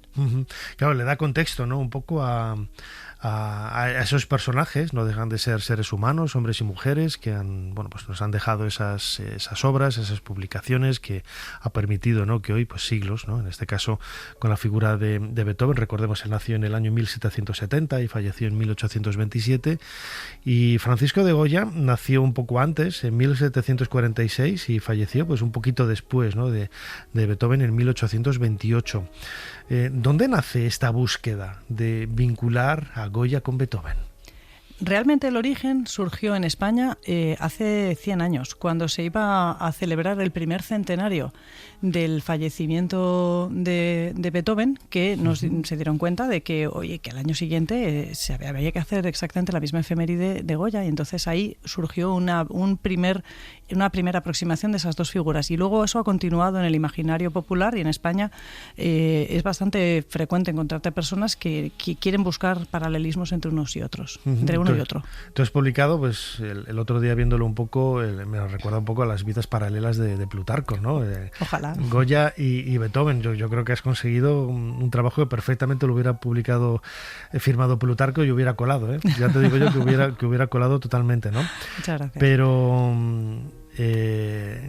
quizás, ¿no? El elemento más característico es que tienen muchos elementos en común, pero seguramente uno no conocía al otro. Sí, efectivamente, como hablaba precisamente con Martín, no oyeron nunca hablar el uno del otro, pero no solamente porque los pobres se hubieran quedado sordos, sino porque no tuvieron cercanía suficiente como para llegar a saber el uno de la existencia del otro, aunque, como sí que desvelo en el libro, sí que tenían muchos amigos en común o ciertos hilos que los unen. Uh-huh.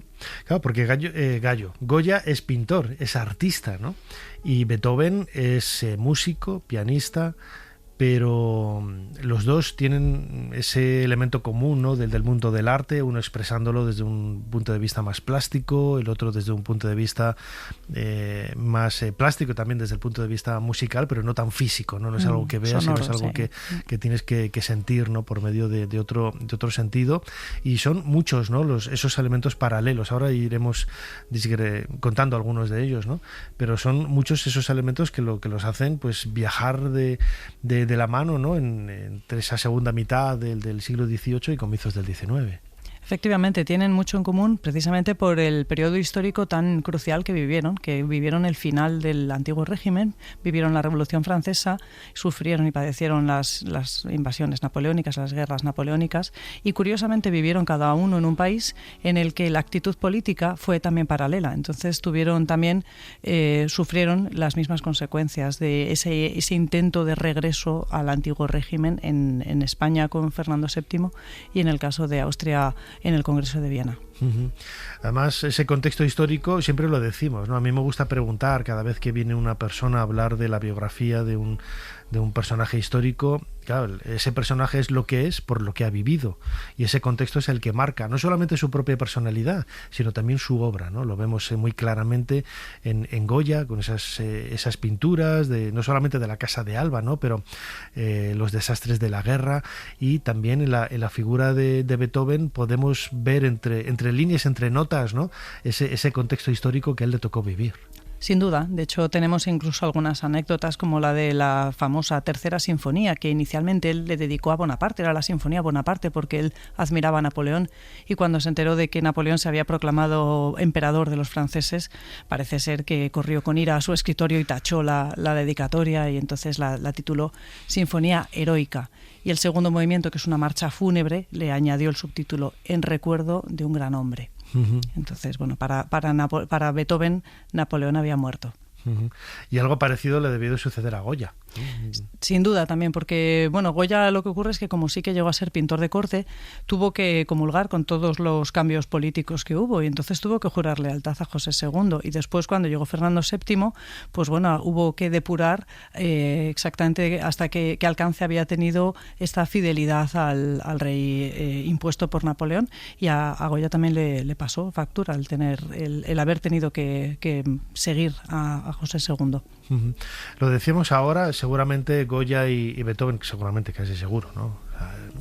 Nadie puede decir que en algún momento, en alguna conversación, surgiera el nombre del otro, ¿no? Pero claro, ni lo recordaban ellos mismos, ni hay testimonio a través de una carta, ni nada parecido.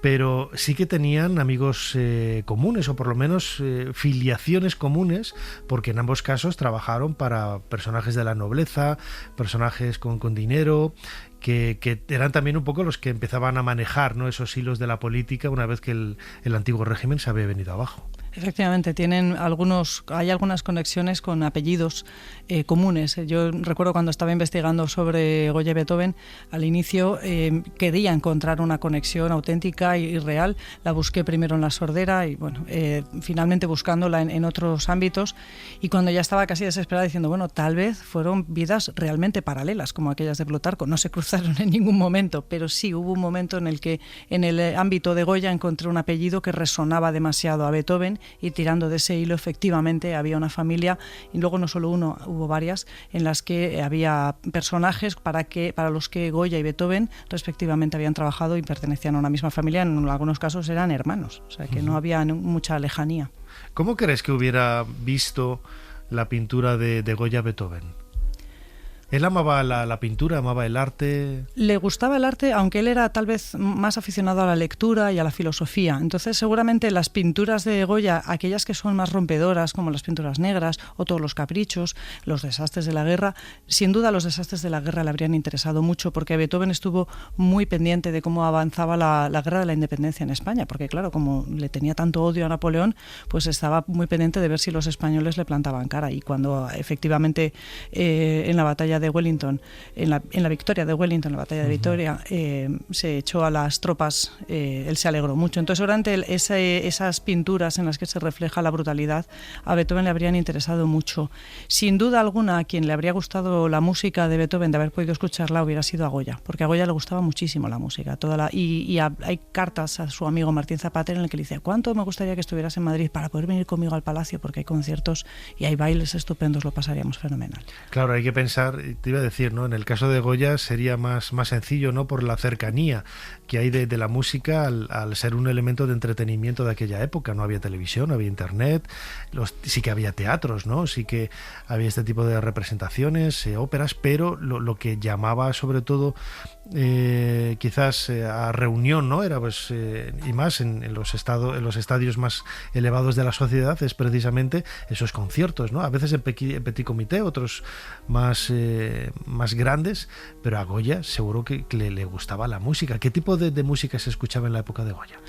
Tenía Carlos IV y también Carlos III habían tenido grandes compositores en su corte, y el hermano de Carlos III tenía también contratado en su corte a Luigi Boccherini. Entonces se escuchaba un incipiente clasicismo. Ya estaba yo pensando en Boccherini, pero no quería decirlo. Digo, es que yo no sé si es antes o después justo. Digo, no voy a meter la pata, pero mira, me alegra que me voy a hacer todo, ¿sí? Pues sí, de pleno. Aquí había dos grandes compositores que eran Boccherini y Brunetti. Eran tal vez los dos compositores, bueno, tal vez, no sé si los más famosos, pero sin duda de los que componían para la Casa Real. Y era música, pues eso, de un neoclasicismo incipiente. No era romántica, como sí que luego evolucionó en la de Beethoven, pero una música agradable de escuchar, muy simétrica, muy con frases cortas, muy fácil todavía hoy se conservan esas partituras en los archivos del Palacio Real, y yo he tenido acceso a alguna de ellas y las he interpretado. Es una música muy agradable, sencilla, cercana, y bueno, pues entiendo que a Goya la disfrutaba mucho. A él le gustaba mucho también la danza popular, los bailes populares, y también iba mucho a todas las fiestas populares y a todas las danzas que le dejaran, a todas las fiestas que le dejaran participar, mientras pudo escuchar, fue. Claro, lo que te iba a decir, quizás uno de los elementos que también, ¿no?, relacionan la figura de Goya y Beethoven, más allá de ese contexto histórico, en ocasiones tan convulso, es la sordera, una enfermedad que lógicamente para un pintor, bueno, pues podrías decir, bueno, no tiene por qué escuchar, ¿no? Puede pintar y ya está. A Beethoven sí que fue pues quizás más dramático, ¿no? En el caso de Beethoven fue demoledor, porque bueno, Goya se quedó sordo de golpe. Tuvo un periodo de vértigos y bueno, cayó fulminantemente al suelo, y cuando ya se despertó se había quedado sordo. Pero en el caso de Beethoven fue una sordera gradual, y entonces él al principio la quiso esconder y después ya se tuvo que rendir. La gente ya sabía que estaba sordo, pero al principio fue devastador, y de hecho él llegó a pensar en suicidarse, porque ¿cómo él iba a reconocer que siendo músico se había quedado sordo? Y claro, mucha gente que nos escucha, yo mismo, quedándose sordo, ¿cómo puede enfrentarse a una partitura? Claro, la imaginación, el tener tan interiorizado quizás las notas del teclado, lo que tiene escrito en la partitura, eso tiene que ser básico para poder seguir trabajando. Bueno, eso es un oído interno el que tenía Beethoven fuera de lo común, porque a otros compositores sí les hubiera pasado eso. Por ejemplo, Chopin no era capaz de escribir una sola nota si no la escuchaba primero en el piano. Entonces Chopin sufrió mucho cuando estuvo aquí en Mallorca, porque tardó un tiempo en llegar el piano, y Beethoven lo que tenía era un oído interno increíble, que le permitía imaginar perfectamente el sonido de lo que él estaba escribiendo. Entonces, gracias a ese oído interno fue a lo que consiguió continuar. Lo que pasa es que él perdió la posibilidad, por ejemplo, de dar conciertos como opción de ingresos económicos. Beethoven estuvo pasando realmente penurias porque a él se le cortaron muchas de las formas en las que él podía dar clase, incluso las clases particulares. Pues si ya no estás oyendo al alumno, ¿cómo le vas a dar clase? Sí, la siguió manteniendo todo el tiempo que pudo, pero se le dificultó muchísimo la existencia. Y además el no querer reconocerlo. Por eso también tenía ese aire de estar siempre distraído, de estar siempre pensando en sus cosas. En realidad es que no oía, no podía, si intentaba escuchar al alrededor no oía. Entonces si no tenía esa pose de estar abstraído en sus propios pensamientos, ahí atendiendo a la musa de la música, pues se hubieran dado cuenta antes de que estaba sordo. Y entonces tal vez esa idea del maestro distraído es en parte por la sordera, por esconderla. Y en el caso de Goya, totalmente distinto. O sea, yo le decía, a ver, es un drama, ¿no? No poder escuchar, pero puedes leer, te puedes comunicar de mil maneras, ¿no? Y para pintar, bueno, seguramente alguien me dirá, no, pues sí, también te crea obstáculos, ¿no? Pero desde luego mucho menos, ¿no? A la hora de pintar sobre un lienzo que es ser músico, ¿no? El verdadero paralelismo sería que Goya se hubiera quedado ciego. Que Beethoven se quedó sordo y que Goya se hubiera quedado casi completamente ciego. Eso hubiera sido un verdadero paralelismo y verdaderamente dramático, y que Goya aún así hubiera seguido creando lo que creó. Eso hubiera sido. Pero bueno, en el caso de Goya también, en esta enfermedad que tuvo, también se le limitó mucho la movilidad de una mano, tardó mucho en recuperarla, pero bueno, luego ya fue capaz de recuperarse y de pintar, sí. Pero le cambió mucho el carácter, le agrió, y dejó, por supuesto, de ir incluso en las fiestas y reuniones sociales, como no podía seguir la conversación, pues se abstraía, estaba en una esquinilla ahí pintando caricaturas de los que estaban allí presentes, y bueno, se tuvo que adaptar, no tuvo otra. Él aprendió lengua de signos, a diferencia de Beethoven, que Beethoven lo que utilizó fueron cuadernos de conversación. Entonces, gracias a los cuadernos de conversación sabemos exactamente lo que le preguntaban a Beethoven, pero como él contestaba de viva voz, no sabemos qué es lo que respondía. Pero bueno, eso es curioso, ver las distintas aproximaciones a la sordera de uno y otro. Beethoven utilizó todo tipo de artilugios, trompetillas y demás, para intentar escuchar más. Y Goya, por su parte, pues se sometió a todas las terapias que le ofrecieron, incluso una especie de máquina de electroterapia que había en el Palacio Real, pues se sometió a ver si con eso recuperaba el oído, pero no, siguió sordo como una tapia. Porque claro, lo decíamos ahora, Goya trabajaba para la nobleza, sobre todo conocemos esos vínculos, ¿no?, con la Casa de Alba. Beethoven también escribió para nobles, para príncipes, para personajes importantes en ese estrato social. Claro, quizás Goya pudo, ¿no?, recibir más ayuda por esa máquina que decías, ¿no?, que había en Palacio, pero Beethoven, de alguna manera, lo comentabas, casi no voy a decir que llegara a pasar hambre, ¿no?, pero desde luego que se vino toda su carrera abajo y no recibió ayuda de nadie. Muy poca, porque también hay que reconocer que Beethoven discutió, yo creo que con el 100% de la humanidad que tenía a su alrededor. Yo siempre digo que Goya y Beethoven nunca se conocieron. Qué lástima, porque si se hubieran conocido, Beethoven también podría haber discutido con Goya, ¿no? Entonces, como Beethoven discutió con muchísimas personas que estaban a su alrededor, se labró una fama de ser un ser huraño y malhumorado, y nunca quisieron hacer que él fuera compositor de corte. Entonces él no llegó a entrar a la corte como si entró Goya. Sí tenía mucho contacto con el hijo más joven del emperador, que era el archiduque Rodolfo, que lo apoyó económicamente durante toda su vida, pero no tuvo acceso tal vez a todos esos avances, porque tenía que ser a través de que algún noble, y como además Beethoven escondía que estaba sordo, pues si a lo mejor había alguien que lo podía haber ayudado, tal vez ni siquiera se le ocurrió, porque el maestro es que hoy está de mal humor, no, es que está sordo y no te ha oído. Entonces, sí. Pero claro, al Beethoven esconderlo y no tener acceso al mismo, con la misma frecuencia que Goya a esos círculos, pues lo vio más difícil. Aún así tampoco hubiera servido de nada. Si nos sirve de consuelo, también una máquina eléctrica le hubiera seguido dejando sordo. Ya como última pregunta, ¿cabe la posibilidad de que en algún momento aparezca una carta, un documento en el que se mencione tanto para uno como para el otro, una carta recibida por parte de Goya? He estado en Viena, soy fulanito, ¿qué tal? Francisco, ¿cómo estás? Acabo de venir de un concierto de Beethoven, qué lástima que no estés aquí para poder escucharlo. o un amigo español de Beethoven. ¿Tenía contactos con España Beethoven? ¿Este tipo de documentos podría aparecer? Por poder podría, es poco probable, pero poder podría. Beethoven tenía un amigo que llevaba el colegio español en Viena, y es posible que a través de él, que era Cayetano Anastasio del Río, es posible que a través de él hubiera podido llegarle algo a Goya. Sí. Una historia fascinante, una historia paralela, Goya y Beethoven, publicado por La Esfera, que nos ha presentado su autora Marta Torres. ¿Música o músico? Dicen música, yo siempre digo músico, pero es música. Bueno, música, pianista, compañera también, colabora con nuestro buen amigo Martín Yade en esa Sinfonía de la Mañana en Radio Clásica de Radio Nacional de España. Marta, como siempre, muchísimas gracias por habernos ayudado a hacer un poquito más de historia. Gracias a vosotros.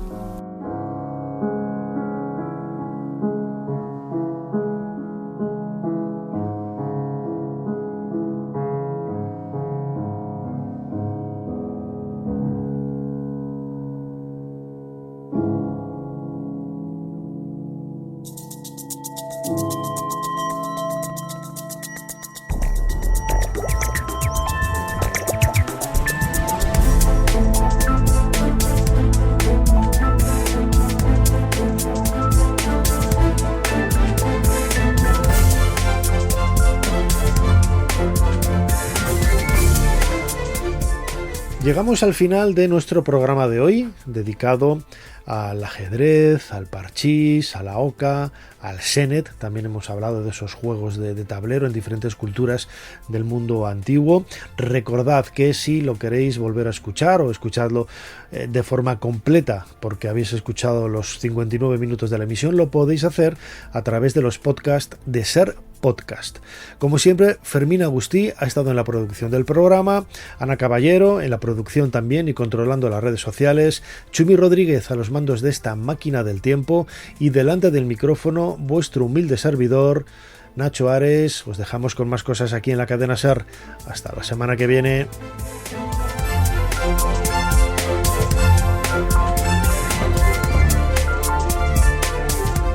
Suscríbete a Ser Historia. Todos los episodios y contenidos adicionales en la app de Cadena SER y en nuestros canales de Apple Podcast, Spotify, iVoox, Google Podcast y YouTube. Escúchanos en directo en la SER los domingos a la 1:30 de la madrugada. Cadena SER. La radio.